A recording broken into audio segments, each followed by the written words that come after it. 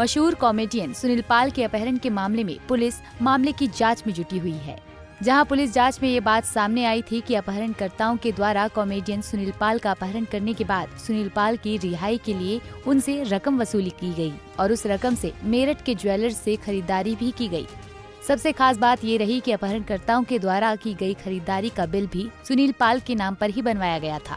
इस पूरे मामले पर ज्वेलर्स कारोबारी ने बताया कि बीती 3 तारीख को दोपहर करीब 12 बजे 2 युवक उनके ज्वेलरी की दुकान पर पहुंचे थे और उनके द्वारा ज्वेलरी का सामान पसंद किया गया, जिसके बाद दोनों युवकों के द्वारा 10,000 रुपए का एडवांस भी ज्वेलरी दुकान संचालक को दिया गया।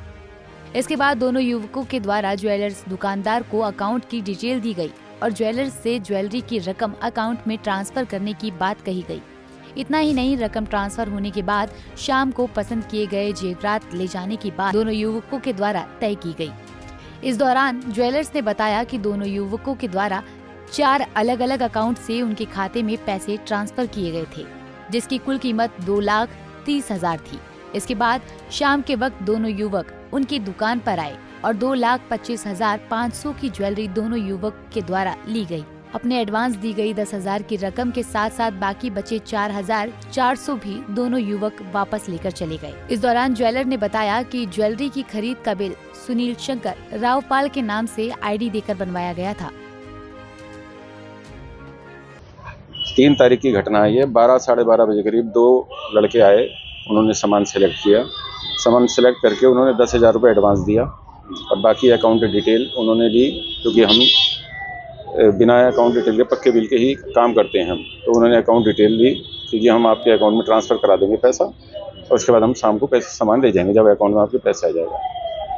4 अकाउंट से उन्होंने पैसा ट्रांसफ़र कराया।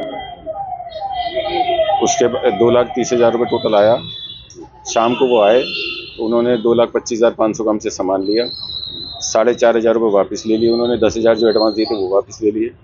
हमने 2,25,500 का बिल उन्हें दे दिया। किसके नाम पे बनवाया? उन्होंने जो आईडी और पैन कार्ड दिया हमें, सुनील शंकर राव पाल के नाम का आधार कार्ड और पैन कार्ड दिया।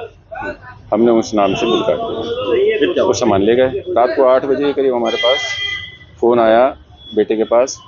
सर जी, फ़ोन आया उनका, सर आइए बता दीजिए। बात कर लें। जी फिर वो उन्होंने अपने आप को मुंबई पुलिस का इंस्पेक्टर बताया।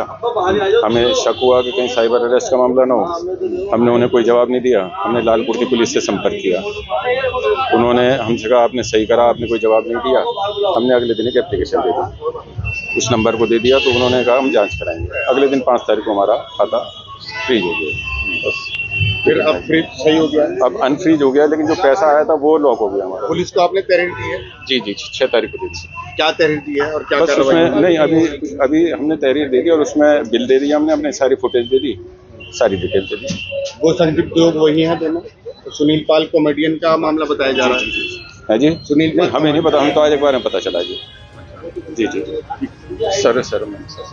वहीं ज्वेलर्स ने बताया कि रात को करीब 8 बजे उनके पास मुंबई पुलिस के द्वारा फोन किया गया, जिस पर ज्वेलर्स को साइबर फ्रॉड का शक हुआ। इसके बाद उनके द्वारा मेरठ के थाना लाल कुर्ती पुलिस को घटना की सूचना दी गई। इसके बाद अगले दिन ज्वेलर्स के द्वारा थाने में प्रार्थना पत्र दिया गया। ज्वेलर्स ने बताया कि घटना के अगले दिन यानी 5 तारीख को उनका खाता फ्रीज कर दिया गया। इसके बाद अब मेरठ पुलिस की पहल पर उनका खाता तो अनफ्रीज कर दिया गया है। अपने आप को मुंबई पुलिस का इंस्पेक्टर बताया। हमें शक हुआ कि कहीं साइबर अरेस्ट का मामला ना हो। हमने उन्हें कोई जवाब नहीं दिया। हमने लालपुर की पुलिस से संपर्क किया। उन्होंने हमसे कहा आपने सही करा, आपने कोई जवाब नहीं दिया।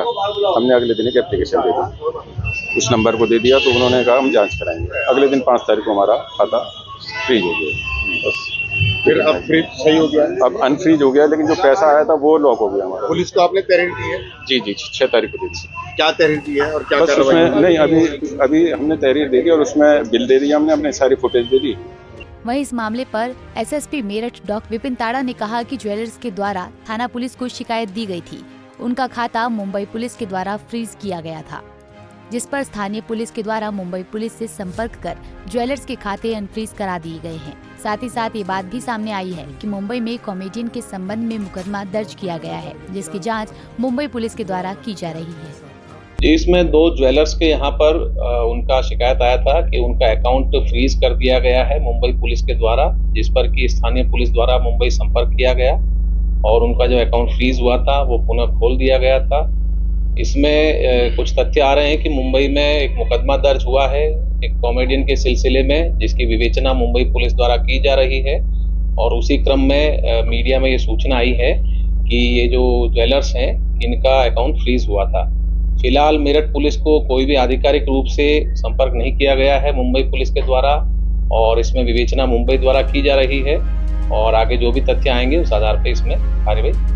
अब देखना होगा कि सुनील पाल का मामला और कितना तुल पकड़ता है, क्योंकि लगातार इस मामले में रोज नए खुलासे हो रहे हैं। पंजाब केसरी टीवी के लिए मेरठ से आदिल रहमान की रिपोर्ट। हमसे जुड़े रहने के लिए हमारे YouTube चैनल को सब्सक्राइब करें और नई वीडियो की नोटिफिकेशन के लिए बेल आइकॉन को दबाएं।